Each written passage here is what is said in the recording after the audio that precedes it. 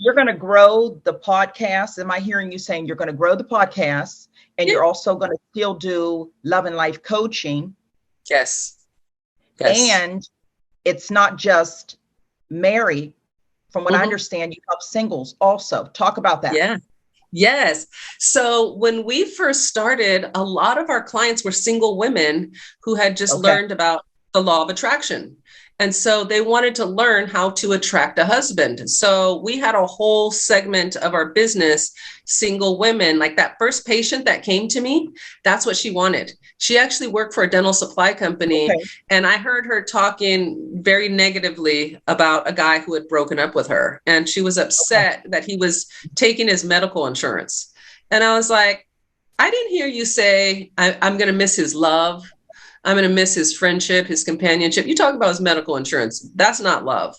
And she was like, will you teach me? Like, I was like, you have to have loving thoughts to attract love. Your thoughts are not loving.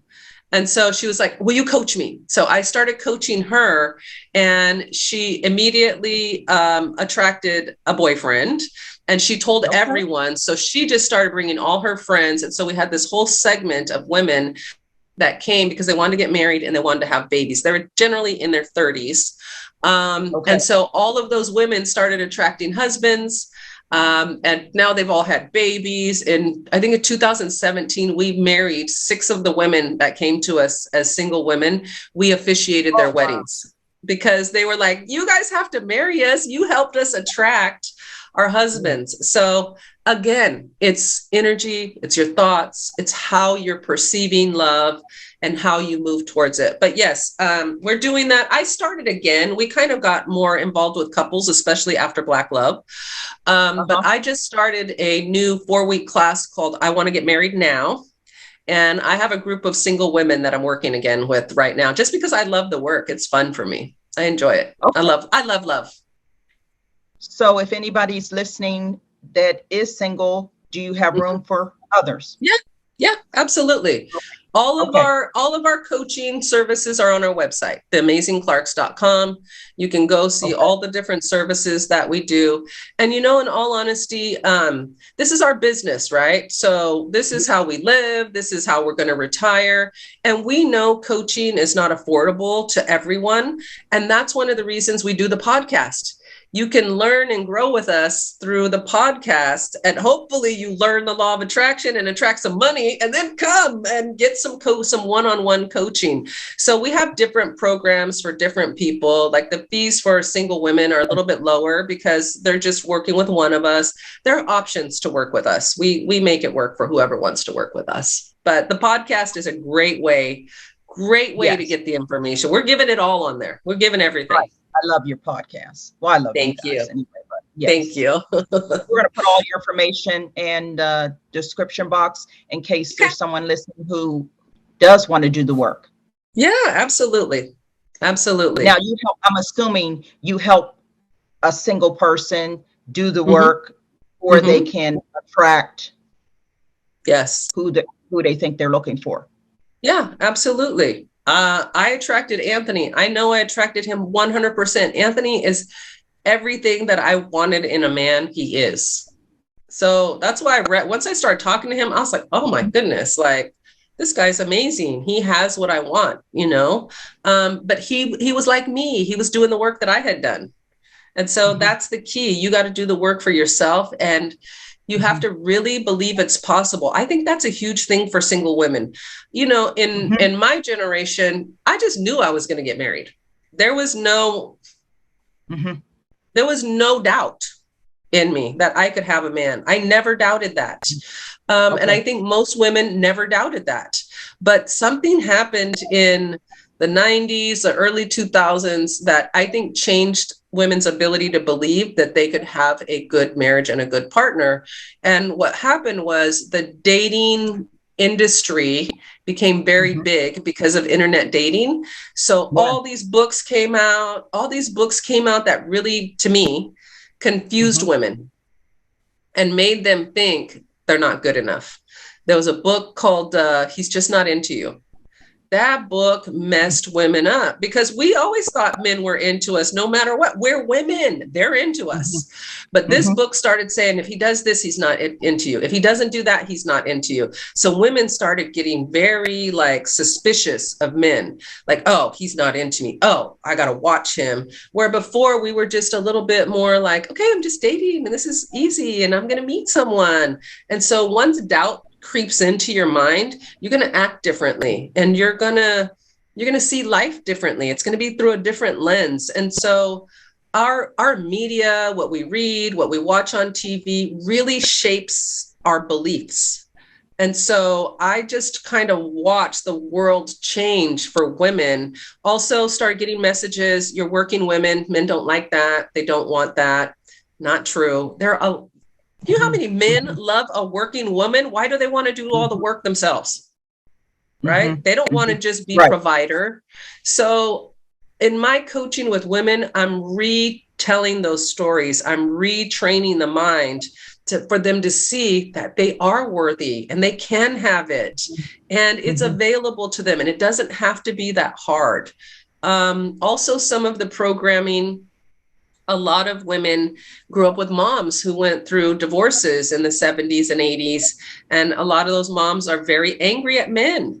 And so they heard a lot of negative messages about men. So all of that has shaped how men and women date today. And in my coaching, I go through that with women and help them choose what works for them and not just create their reality basically based on programming from other people's experience. You can choose your experiences now and you can have the life that you want now, but you have to decide it's for you and remove any old negative programming that has told you that you can't have it, basically is what I'm doing. So it's fun. I love it. It's amazing. I agree with that, Melanie. That's what I love about you, because not everybody, not all of us have had the past. You know, everybody's story is different as far as I'm concerned. I was fortunate enough that although I came from a grandmother who was divorced and raised 6 children on her own, and my mother was divorced and raised 4 children on her own. When I came along, over their dead body, was I not going to know my worth? Yes. Although it didn't work, the marriages didn't work for them. And they were strong Black women. Yes. There was nothing they wouldn't do to teach me my worth. And that's what they did. Yeah, that's beautiful. And what a blessing to have that, because, you know, and especially as Black women, the outside world was telling us we're not good enough either. Like I still had to deal with that as well, because I was in a white family, right? And I'm Black. And there's just a thing. A lot of white people don't know that some of the things that they're saying are devaluing us, right? So I got some of those messages growing up too. And so self-worth, sometimes you have to reprogram it, because I don't think people knew, probably not up until late 90s, 2000s, that what we say and do around children is being downloaded and affecting them. People tend to think that children are like furniture, like they can't hear you. They're not processing what you're saying.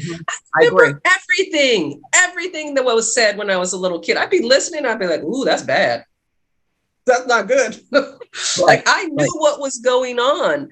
And so that's what programs us. As children, we're watching the drama, we're hearing it, we're seeing the tears and the pain, but we're also seeing the love.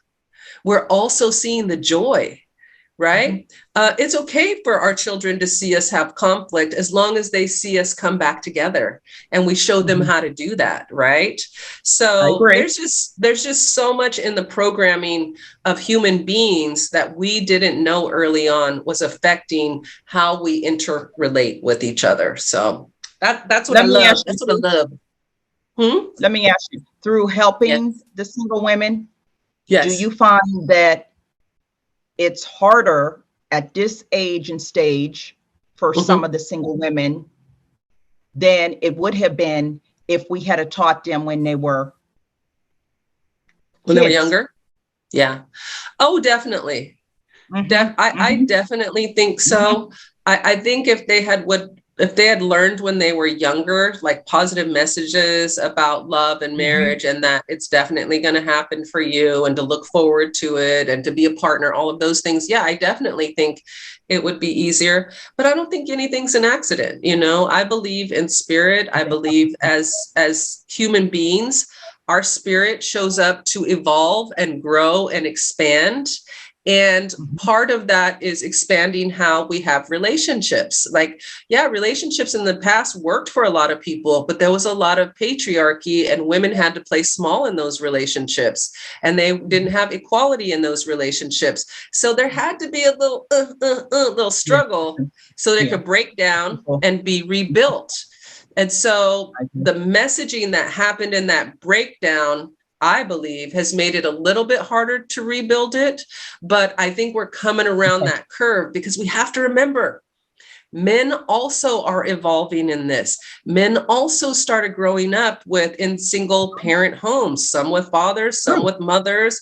So they didn't learn some of the masculinity things, or they didn't learn how to relate to women, or maybe they learned to relate to women too much, and they're not bringing that masculine piece that we need them to have, so that we could trust them and allow them to be in partnership with us and trust their judgment, right? So it all kind of broke down, and I see it all coming back together, which is thrilling. And the part that I love for men, I love seeing men raise their babies. Like when Anthony wanted to raise our baby, I just thought that was the most beautiful thing. And he poured everything into her. He went to every PTA meeting. He videotaped every first day and last day of school.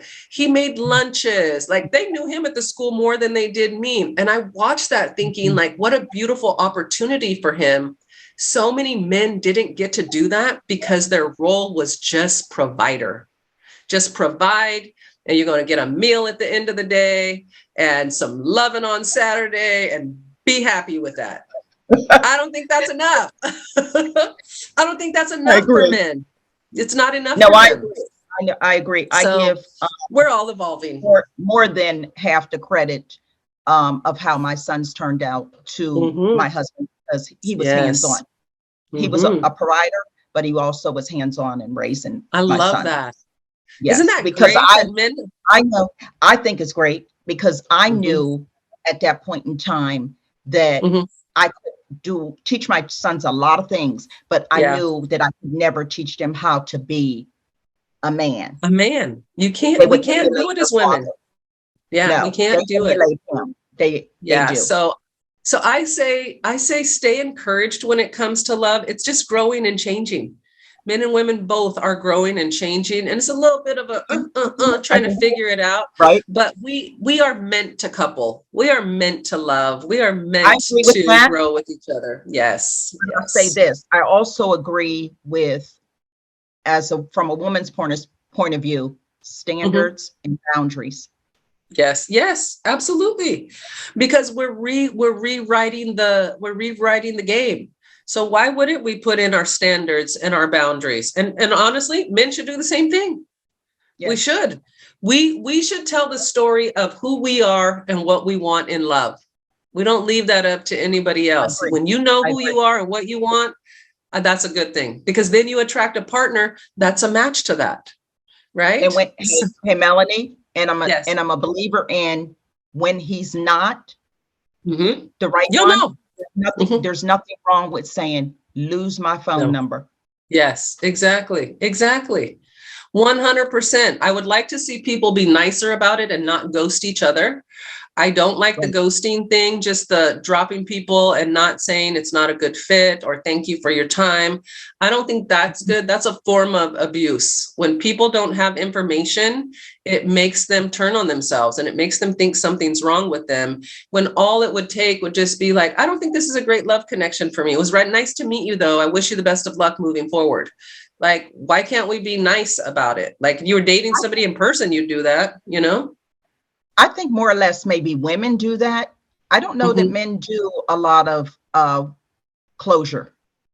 Yeah, no, they don't. And I would like them to. I'm working on it. I'm working on it for you ladies. I'm having lots of talks with them about that. That's not good. It's not good. Yes. Okay. Yeah. So it's just a time of change and growth, but they're finding each other. And that's why I love Black Love so much. Oh my God, I love Black Love. When they asked us every episode. Oh, I just love them showing couples working through it. Like, it's not a fairy tale. I'll be honest. You're going to have hard times. You're going to have times where you don't like each other. You're going to have times where you're madly in love with each other.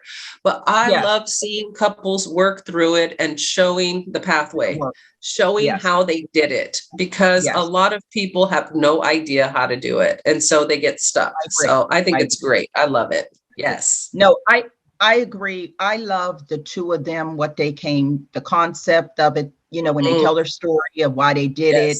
And I've seen every episode, and having been married 30 years, I still learn something from each couple on there, because everybody's journey is different. Everybody's story is different. Yes, 100%. And we're always growing. I'm still learning stuff. We're always growing. I still read all the books. I'm still watching the videos, because I want to continue to evolve and be the best me possible. And this is life work. That's why I'm a life coach. It's life work. It's never going to be done. You know, we're always going to evolve and grow. So I agree. Awesome. Melanie, thank you so much. You know, I love you. Welcome. And I enjoy you. You too. And you and I are going to keep in touch. And I'm going to put all the information down in the description, how anybody can, whether they're single, whether it's a married couple, or a single man, woman. I'll put all your information in the description box, and people can get in touch with you. And tell me again, what's that success rate that Anthony says you all have? I think Anthony says 95. I would probably say, about 90 to 95% success rate, because it's all an inner game. It's all how you think. And once you tap into the right way to think and feel, the universe responds. So thank you so much for having me on. I appreciate you. I love you. I love that you connected with me from Black Love. You know, people say all the time, like, I can't believe you answered me. And I'm like, we're real people, and we're here to love. We want to create a love revolution. Why would we ignore people who are showing us love? We would never do that. So thank you for showing us love. I appreciate you so much. Oh, thank you. And best of luck with your channel. I love it. Thank you. Thank you. And I will be, because you and I aren't finished yet. No, girl. It's a love connection. It's a love connection. We have a love connection. Thank you. You're welcome, honey. Thank you for having me on. Best of luck in all your future endeavors. Thank you so much. You're welcome. Tell Anthony I said hello. I'll let him know. I'll let him know. Hey, and tell George I say hello too. Sending you both love. All right.